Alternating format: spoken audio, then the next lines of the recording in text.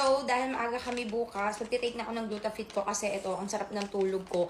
Kasi mag-golf na naman kami bukas, diba? Hindi na nagpahinga talaga yung babae, tapos manonood pa kami ng movie tomorrow. So, ito, tinitake ko siya umaga at saka gabi.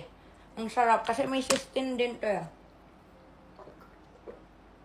Yung cysteine na isa sa ingredients na ito, yun yung nakakapagpasarap sa inyo ng tulog, pinapakalma nyo yung mind nyo. May oral sunblock na rin siya, may L-carnitine Garcinia Cambodia, and dietary supplement din siya.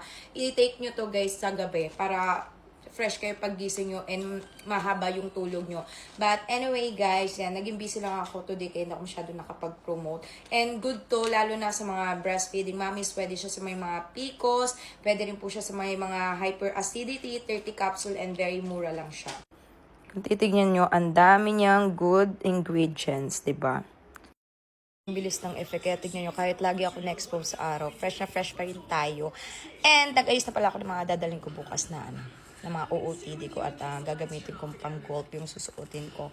So, naantok na ako. So, good night everyone. Ako, di pa kayo nakaka-order ng glass skin set namin. Mag-order kayo kasi ang ganda niya sa skin, di pa siya nakakanipis ng balat at malakas siya makakinis talaga.